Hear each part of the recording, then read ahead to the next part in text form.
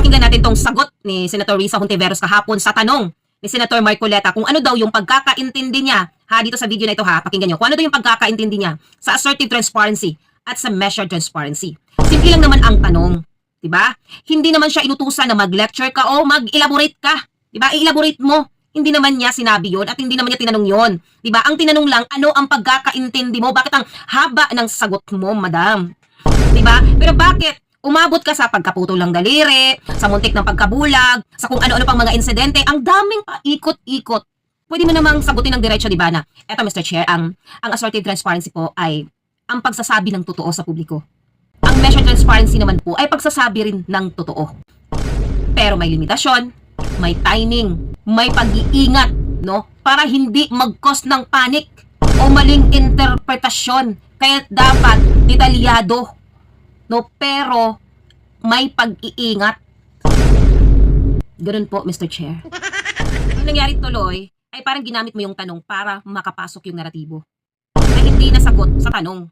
Kundi mensahe na gusto mong ipasok, no, sa utak ng publiko.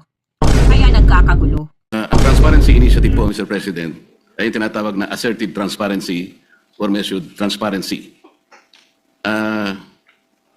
Ano po ba ang pagkakaintindi ninyo sa assertive transparency or measured transparency, Mr. President?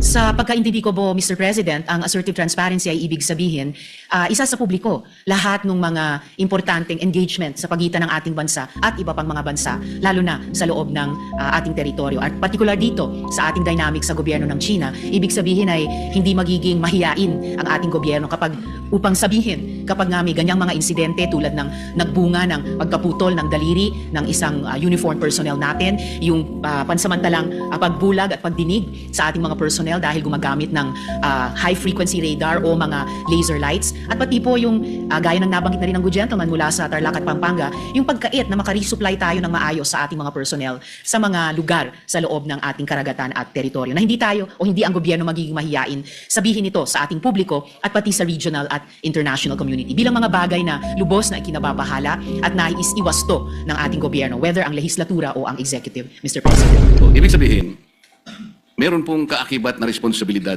na maiwasan natin ang hindi pagkakaunawaan. Kasi pag nagkaroon po ng misinterpretation, lalo pong lalala ang isang maliit na problema.